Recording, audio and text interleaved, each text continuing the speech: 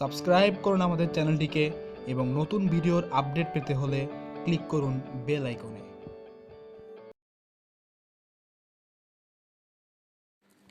আগের লেকচারে আমরা দেখেছিলাম দ্রুতি, স্মরণ, বেগ এসব নিয়ে। তো এই ভিডিওর শুরুতেই আমরা দেখি ত্বরণ শব্দটির মানে আমরা কি বুঝি। ত্বরণ শব্দটির ইংরেজি প্রতিশব্দ হলো অ্যাক্সেলারেশন। তো ত্বরণ বলতে আমরা যেটা বুঝবো সেটা হচ্ছে সোজা বাংলায় সময়ের সাথে সাথে বেগ পরিবর্তনের হার। আরও যদি স্পেসিফিকলি বলি সেটা হচ্ছে ধরো যে আমার কোনো একটা বস্তু যাত্রা শুরুতে তার বেগ ছিল হচ্ছে ইউকে দেখো আমরা এখানে লিখে দিয়েছি আদিবেগ, এবং টি সময় অতিবাহিত হওয়ার পরে তার বেগটা হয়ে গেল হচ্ছে ভি।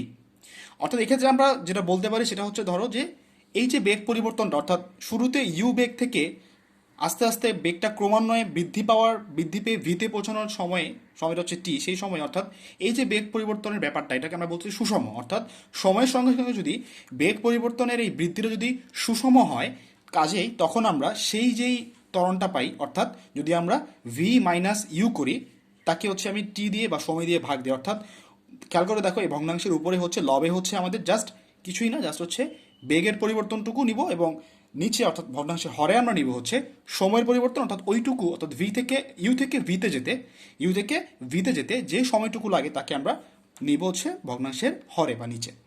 আমরা এটা করলে যে মানটা পাবো সেটা হচ্ছে আমাদের এ। তো তোমরা আজকে এ সম্পর্কে জানলা, এ হচ্ছে আমাদের ত্বরণ, এবং এর যে একক সেটা হচ্ছে মিটার পার সেকেন্ড স্কোয়ার। এটা কীভাবে আছে একটু খেয়াল করি। আমরা গতদিন দেখেছিলাম যে আমাদের বেগ যে ব্যাপারটা সেটার একক হচ্ছে metre per second, m s inverse one. Inverse one বলতে এস ইনভার্স ওয়ান মানে 1/, সেটা আমরা অলরেডি জানার কথা। সময় হচ্ছে আমাদের সেকেন্ড, তাহলে যদি আমি এখান থেকে দেখি তাহলে আলটিমেটলি কিন্তু হয়ে যাচ্ছে আমাদের এমএস ইনভার্স 2। সো আশা করি একক নিয়ে আমাদের কারোর কোনো এখন আর সমস্যা নেই। এবার আমরা দেখবো হচ্ছে কিছু গতির সমীকরণ সমূহ। তার একটু ক্লিয়ার করে ব্যাপারটা আরেকবার ক্লিয়ার করে নেই যে ত্বরণ ব্যাপারটা কিন্তু সবসময় যে আমার সুষমভাবে ব্যাপারটা এমন নয়। অর্থাৎ অর্থাৎ সময়ের সাথে বেগের যে পরিবর্তনের ব্যাপারটা সেটা কিন্তু সুষম নাও হতে পারে। তাহলে বুঝতে হবে সুষম ত্বরণ যেমন রয়েছে তেমনি অসুষম বা অসম ত্বরণ বলেও কিছু একটা রয়েছে। সেক্ষেত্রে হচ্ছে সময়ের সঙ্গে সঙ্গে বেগের পরিবর্তনটা কি হবে না, সুষম হবে না। ওকে, এবার আমরা আসি হচ্ছে গতির সমীকরণে। সো গতির সমীকরণের ক্ষেত্রে আমরা কিছু দেখো আমরা কিছু সমীকরণ বা ফর্মুলাস লিখে রেখেছি। প্রথমে রয়েছে হচ্ছে আমাদের ভি সমান ইউ প্লাস এটি, পরে রয়েছে s equals u plus v by 2 into t. এভাবে করে আমরা 4টা ফর্মুলা লিখেছি, পরে একটা এক্সট্রা লিখেছি, মোট 5টা দেখা যাচ্ছে এখানে। সো এক এক করে আমি প্রতিটা ফর্মুলাই বোঝানোর চেষ্টা করি, এবং এগুলো দিয়ে তোমরা কীভাবে পরবর্তীতে গাণিতিক সমস্যার সমাধান করতে পারো তাও আমি এই ভিডিওতে বলে যাব। প্রথমে আমি খেয়াল করে দেখি ভি সমান ইউ প্লাস এটি।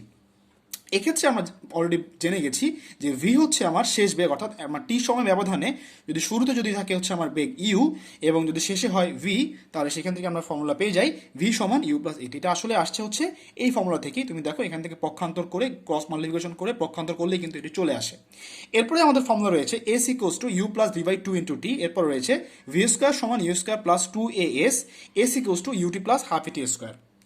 এখন তোমরা খেয়াল করে দেখো আমি কিন্তু ফর্মুলার পাশে লিখে রেখেছি প্রথম 4টা ফর্মুলার জন্য এরা হচ্ছে সুষম ত্বরণের জন্য অ্যাপ্লিকেবল। অর্থাৎ যখন কোনো বস্তু সুষম ত্বরণে চলতে থাকবে তখন কিন্তু আমরা এই 4টা ফর্মুলা ইউজ করে অঙ্ক করব, বা তখন এই 4টা ফর্মুলা অ্যাপ্লিকেবল হবে।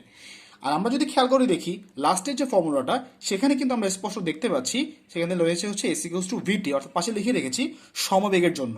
তাহলে সমবেগ নিয়ে আমরা গতদিন একটু বলেছিলাম, আজকে একটু বলি। সমবেগ হচ্ছে যখন সময়ের সাথে সাথে বেগটা একদম কি হবে না, একদম পরিবর্তিত হবেই না, অর্থাৎ বেগটা কি থাকবে, ধ্রুব থাকবে, তখন আমরা সেই কেসটাকে বলবো সমবেগ। তাহলে সমবেগ হলে অবশ্যই তোমরা দেখতেই পাচ্ছ যদি সমবেগ হয় তাহলে ভি যে কথা ইউ সেম কথা, বা ভি এবং ইউর মান সেম, তাহলে আমরা দেখতে পাই তখন কিন্তু আমাদের ত্বরণের কোনো ভ্যালু থাকে না, বা ত্বরণের ভ্যালু কত হয়ে যায় বলো, 0 হয়ে যায়। কাজেই সেই ক্ষেত্রে কিন্তু আমরা ফর্মুলা অ্যাপ্লাই করবো হচ্ছে এটি এস ইকুয়ালস টু ভিটি।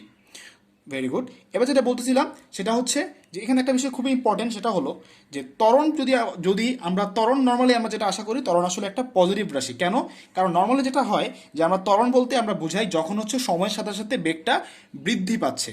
তাহলে ত্বরণের ক্ষেত্রে সবসময় তোমরা খেয়াল করে দেখবা যে ভিটা হচ্ছে ইউ এর চেয়ে বড় হবে। তা যদি তাই হয়, অর্থাৎ যদি সময়ের সঙ্গে সঙ্গে ভিটা বৃদ্ধি পায় তাহলে কিন্তু তোমরা V minus you by T করলে কিন্তু একটা পজিটিভ রাশি পাবে।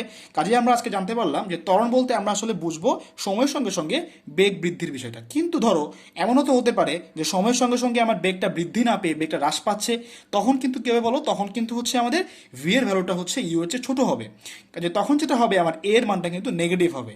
সো যখন আমরা দেখব ত্বরণের ভ্যালু হচ্ছে আমাদের ঋণাত্মক বা নেগেটিভ আসে, তখন কিন্তু আমরা সেটাকে ত্বরণ না বলে আমরা সেটাকে মন্দনও ডাকতে পারি। তা আমরা বুঝতে পারলাম যে ত্বরণ যদি নেগেটিভ হয়, অর্থাৎ ঋণাত্মক ত্বরণই হলো আমাদের কি মন্দন। কাজেই মন্দনের ক্ষেত্রে প্রপার্টিগুলো সব সেম থাকবে, অর্থাৎ মন্দনের একক বলি সব কিছুই বলি আমরা সেমই রাখবো। জাস্ট কনসেপ্টটা এটাই যে ত্বরণ যখন নেগেটিভ হয়, অর্থাৎ যখন সময়ের সঙ্গে সঙ্গে সুষম হারে বেগটা হ্রাস পায়, তখন তাকে আমরা ত্বরণ না বলে মন্দন বলাতে প্রেফার করব। কাজেই তখন জাস্ট কী হবে, তোমরা ফর্মুলা যখন অঙ্ক করবে, আমরা অবশ্যই অঙ্ক দেখাবো, সেখানে তোমরা এই ফর্মুলাগুলো ইউজ করবে। বাট যখন তোমরা মন্দন বুঝতে পারবে, তখন অবশ্যই তোমাদের এ এর ভ্যালুটা কী আসবে, নেগেটিভ আসবে। অর্থাৎ যদি কোশ্চেনে বলে দেয় যে এত মিটার পার সেকেন্ড স্কোয়ার মন্দন, তখন তোমরা এ এর ভ্যালুটা কী বসাবা, ঋণাত্মক বসাবা। কাজেই আমার মনে হয় যে ত্বরণ এবং মন্দন নিয়ে তোমাদের এখন আর কোনো সমস্যা নেই। সো মোটামুটি আমরা এই ভিডিওতে গতির সমীকরণ সময় দেখতে পারলাম।